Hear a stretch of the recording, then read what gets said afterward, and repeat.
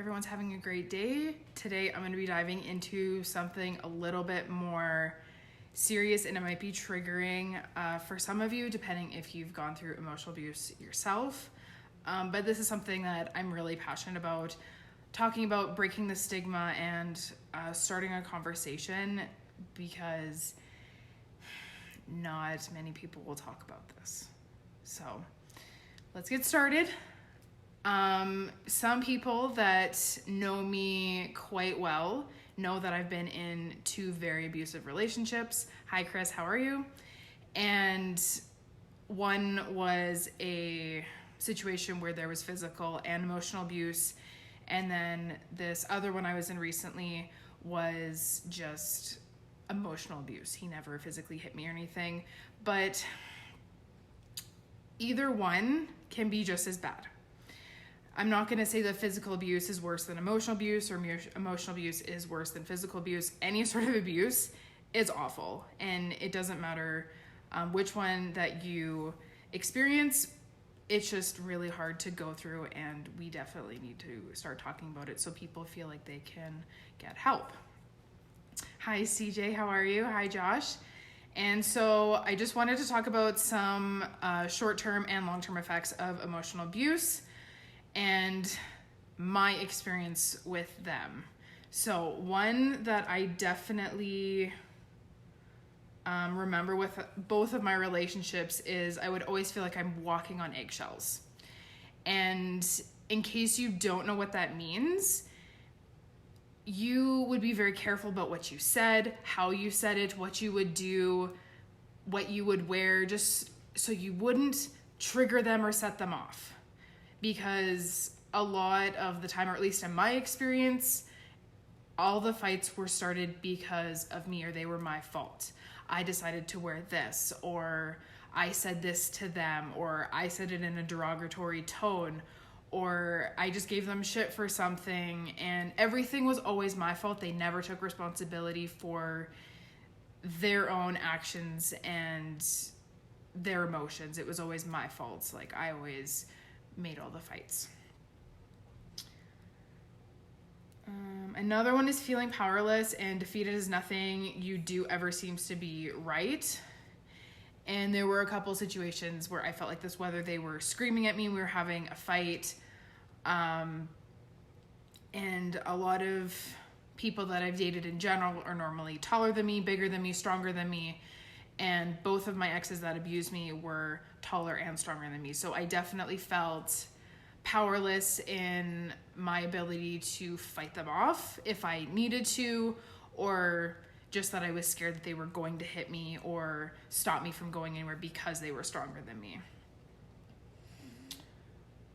So a couple long-term effects of emotional abuse are definitely depression, low self-esteem, self-worth, and the inability to trust. So I definitely have trust issues, especially with this last one. Like, I kind of dealt with my trust issues with my last one, my first boyfriend that I ever dated was the first relationship I was ever abused. I was 16 years old, he was 18, and he was the first man to ever abuse me in my life.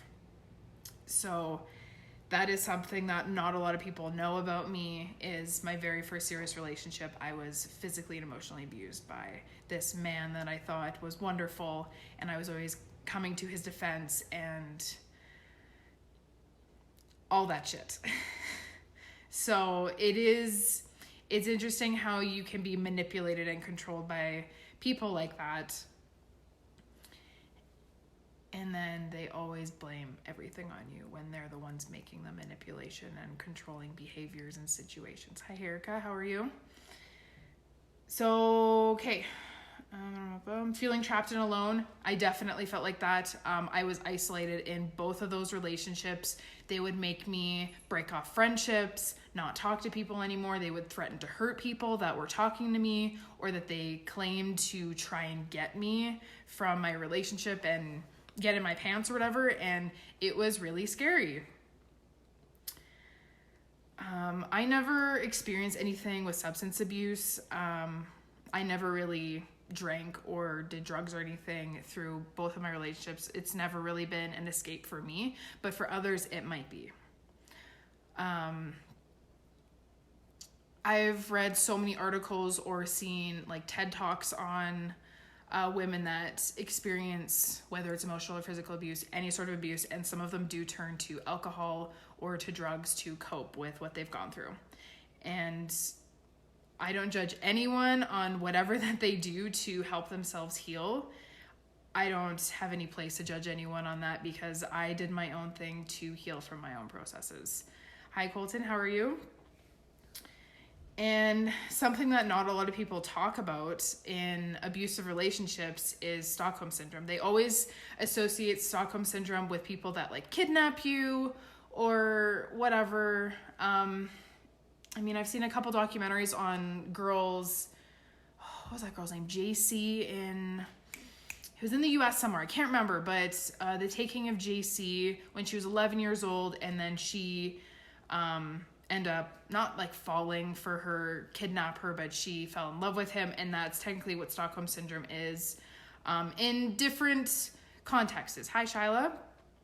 So in abusive relationships, they say Stockholm Syndrome, the victim is so terrified of the abuser that the victim overly identifies and becomes bonded with the abuser in an attempt to stop the abuse. The victim will even defend their abuser and their emotionally abusive actions. And I totally did this in both of my relationships that I was abused. So I would always come to their defense and being like, oh, like they're really not that bad. I'd be like, oh, like they would scream at me and I'd be like, oh, like it's my fault. Like that's how manipulated and controlled I was in my relationships, is they made me feel like everything was my fault. And then walking on eggshells, I would try to attempt and stop the abuse that they would give me. So trying to always walk on eggshells and be very careful about what I said, what I did, trying to do everything for them, everything that they asked, and nothing was ever fucking good enough. I would stay up like endless hours in the night doing cleaning and cooking and doing their fucking laundry, and it was never good enough. They would always find something little that I did wrong, or I did one little thing wrong, and they would scream at me or they would hit me or whatever. And when I was 16, I didn't know that this was wrong. Like I thought this was normal. I was 16 years old. This was my first relationship. I didn't know what was a healthy relationship. And even in my most recent relationship that I literally just got out of a few months ago, I'm an adult and I was manipulated. And these men are very good at manipulating and controlling you. They know exactly what to say. Their personalities are very charismatic, and they always have an answer for everything. Or if they don't, they flip it and they go on to say something else. Even if, whatever, they might agree with you or on something, they'll try and flip it in a different way to make you look bad or to turn it on you and to take the limelight or the spotlight off of them, and what they're doing is wrong. So this is definitely something that I like talking about this, because there have been a few women that I've been friends on Facebook with or on Instagram, and now that I've started talking about this openly on social media, there have been a couple people that have come up to me and been like, you know what, I thought I was the only one. I felt so stupid that I was manipulated, and it's really not our fault. We want to trust our partner. We want to love them and do what we can for them. It is, for me, I have that huge like caregiver and motherly instincts in me, even though I don't have any like human kids. Yeah, I have my dog and I'm totally like dog mom life and all that. But we do everything that we possibly can for our partner, and then when we do something little, then it's always our fault. And I just want to talk about it because we shouldn't have to deal with this. We shouldn't have to put up with all this crap that we're taking, and it is a huge reason why I have chosen to be single. I don't want to date anyone. I have huge trust issues right now that I am working through with my psychologist, And I will openly talk about that as well. I love going to a psychologist and talking about my problems. And it is good for you to do that, whether it's a psychologist or your best friend or your mom or your sister or your cousin, someone that you can talk to about your problems.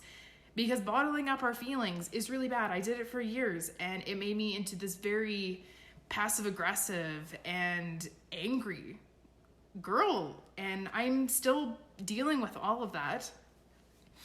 But with going to see my psychologist and getting like coping mechanisms and to work on, as well as just talking about my problems and kind of figure out where my headspace was, it is really helpful. I am grateful that my doctor didn't try to push drugs on me or be like, oh, like that's not a big deal. He was very understanding, and I'm very grateful for my family doctor to be like, hey, you know what, let's set you up with a psychologist. You can talk about your problems and see what that does for you. And I hope, like, and pray every day that more doctors are like this, that they're encouraging you to talk to a psychologist. Psychiatrists can be okay too, but they're the ones that prescribe the drugs, to my knowledge. Psychologists can't do that. They're not like allowed to prescribe you drugs or write you, whatever it's called. You know what I'm talking about? Like just a little sheet, a prescription. Like they're not allowed to do that. They don't have the credentials or whatever it's called to prescribe you like antidepressants, anti-anxiety pills, what other drugs to help with the shit that you're going through. So for me, I like talking to a psychologist. For other people, they might choose to go on medications, and that is perfectly okay. I am not against other people choosing to go on medications if they feel like that's going to help. But what a lot of people don't know is if you're on certain medications for a long period of time, then your body doesn't naturally make those like neurotransmitters in your body anymore. So I was doing a lot of research on anti-anxiety pills and anti-depression pills and all that stuff. And what they do when you take them is it creates like serotonin in your brain or whatever, which is like your happy endorphins. And another way to explain this is like if you're running, and people that are runners, they call it like the runner's high, and that's serotonin or like the happy endorphin that's getting released, and it makes you happy like when you exercise. So when you're taking antidepressant pills or whatever makes the serotonin happy endorphins in your brain, if you're on those for an extended period of time, then your body doesn't know how to naturally make them anymore. And then they depend on the pills, and it's really not great for our body to be on pharmaceutical drugs. They're made in labs with chemicals that aren't natural. I am all about taking like vitamins and minerals if you can't get them in your diet, but I try to encourage everyone to try and get as many of those in their diet by like eating more like dark leafy greens or like more colorful veggies or whatever, depending on the person, and rather than go to pharmaceutical companies for drugs and stuff, or for their like vitamins and minerals, although sometimes they can help. To a point, yes, vitamins and minerals, great, but when you get like prescriptions and stuff, I am so against being on medication for myself. I just don't like the way I feel on medication. Recently, I had like my UTI, and I knew that I was like, hey, I need to go to my doctor. I need to go get antibiotics because I can't get rid of this myself. And I hadn't had a UTI in about a year, so I'm like, okay, that's not awful. I don't really like to be on antibiotics, but this is not going to go away. This is going to get worse. And if I don't get the drugs in time, this could potentially turn into a bladder infection, which is worse than a UTI. And then it progresses into worse things. And then it goes up to your kidneys, I think. And it just infects them, and it just makes your body feel like crap, and your body's not feeling good, and it's trying to fight off an infection. So all that crap can be solved with antibiotics, but we're not supposed to be on them for extended periods of time. And that's what a lot of people don't know. I'm not saying you're stupid or anything like that. Doctors and pharmacists, they don't tell you this because they're being pushed by their drug companies to sell drugs. They want to make all their money, they want to dumb us down, and eventually kill us. I know this is a huge unpopular opinion, but I do believe that pharmaceutical companies eventually want to kill off the population because these drugs are not good for us, and they know that. Anyways, went on a huge tangent about drugs and everything like that. But back to talking to a psychologist or someone about what you're going through and finding the help. That's what's important. Getting out of the relationship is really fucking hard. I can't tell you how hard it is in both the relationships I was in. I was manipulated and controlled that I didn't know I was in an abusive relationship. And then once I found out, it took me a while to get out. You have to make a plan most of the time to escape. And it's not just leaving, it's escaping. That's how I see it. And that's how my experiences were, is I had to escape from the man that was abusing me. And I literally had to make an escape plan. I had to call people and be like, you know what? I really need your help. I need you to help me move my stuff, or I need to talk to someone. I can't do this by myself. And I really hope that this message gets across to someone that really needs to hear it, because I wish someone talked about it when I was in one of my relationships and I figured it out sooner, because it is absolutely awful to go through any sort of emotional abuse or physical abuse or psychological abuse from your partner, whether it's a man or a woman. I don't judge if you're in a hetero or homosexual relationship. Like, it doesn't matter. Women can be abusive, men can be abusive. It's not black or white like that. Like, anyone can go through this, and you never know, because we're always coming to their defense. And, oh, they're not that bad. They're not that much of an asshole. And it's like, wait. If you have to say that, there's something wrong. And I didn't know that. So I really hope that this message gets to someone that needs to see it. If you're in an abusive relationship and you need help, I don't care if I don't know you, reach out to me. I will talk to you. I will, whatever you need, because I was there. I know exactly what it feels like. I know how alone and isolated you feel. And it's nice to just talk to someone and figure out what to do. So I hope you guys have a good rest of your day. This is a very important topic I love spreading about, and it is kind of hard for me to talk about sometimes, but it's something that I need to talk about and I need to share. Because if I went through it, I know there's someone else that will, or that is going through right now, and we need to stop it. So I hope you guys have a good rest of your day.